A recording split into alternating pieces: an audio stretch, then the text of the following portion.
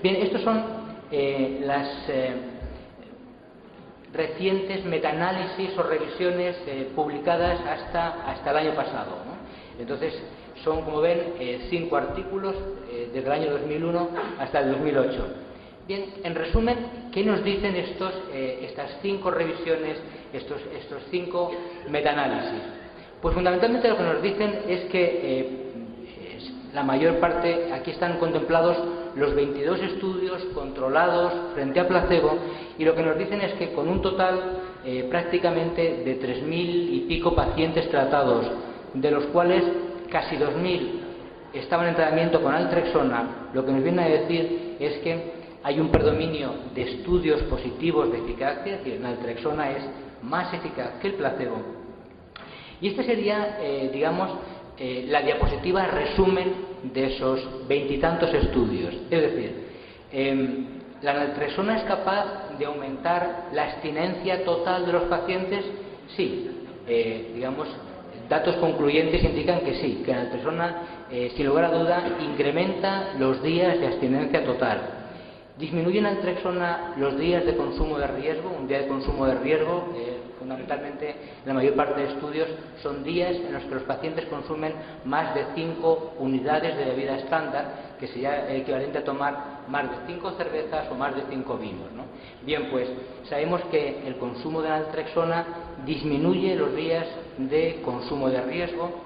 ¿Disminuye el craving? ¿Disminuye el deseo? Sí. Los cuestionarios que miden el deseo, el craving, indican que los pacientes con naltrexona tienen menos deseo, menos craving por beber alcohol.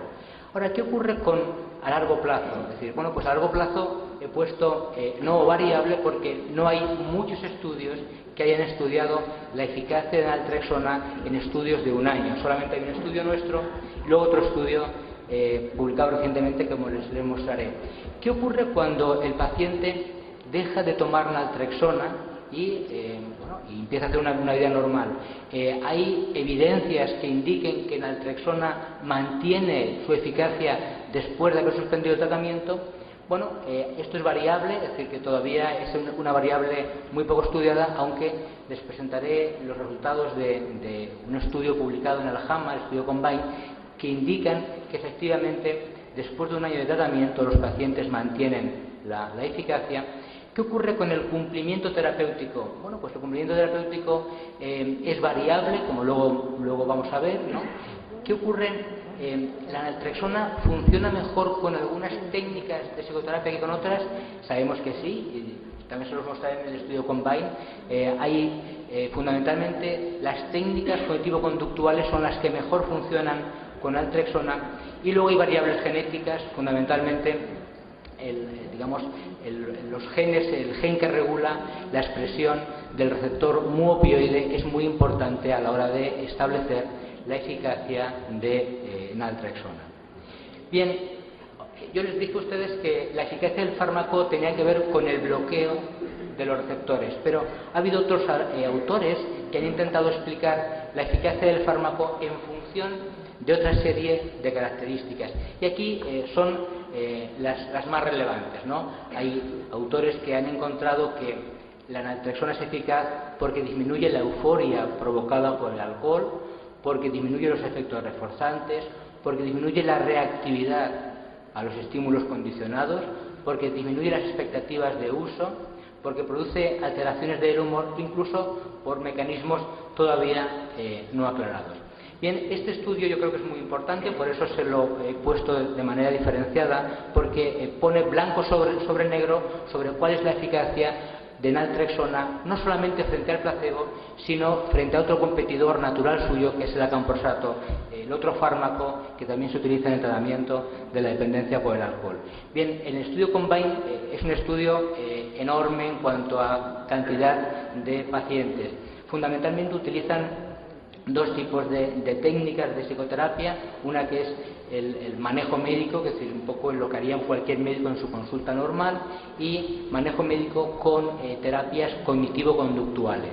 Y en función de esos dos grandes ramas utilizan o bien placebo, o bien naltrexona, o acamprosato, o la unión de los dos, naltrexona más acamprosato, 50 miligramos de naltrexona y en torno a 2 gramos de acamprosato, y en esta rama placebo, naltrexona, acamprosato, naltrexona más acamprosato, y aquí simplemente terapia cognitivo-conductual sin ningún tipo de fármaco.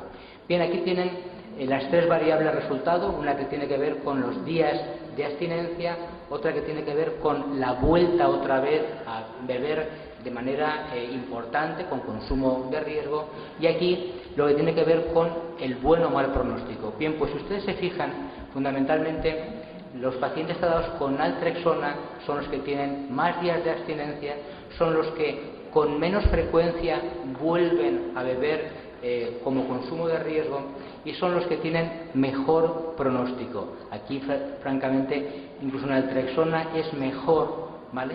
Es mejor que naltrexona más acamprosato. Y lo mismo ocurriría aquí, quiero decir que es la menor proporción de sujetos que vuelven a beber con consumo de riesgo o el mejor pronóstico. Ahora bien, ¿qué ocurre un año después de tratamiento? Pues un año después de tratamiento, lo que ocurre es, fíjense, pasado un año de posttratamiento, lo que se mantiene es, fíjense cómo los pacientes con naltrexona siguen manteniendo unas mejores proporciones que los otros en lo que se refiere a no beber de manera con consumo de riesgo, y también mantienen un mejor pronóstico. Es decir que, a pesar de que con muchos estudios de alcoholismo las tasas de retención no eran muy altas, pero sin embargo lo que demuestra este estudio es que naltrexona era mejor que placebo, era mejor que acamprosato, era mejor que incluso que placebo más acamprosato, y lo que pone también en evidencia es que un año después este fármaco sigue siendo mejor que el placebo y mejor que el acamprosato.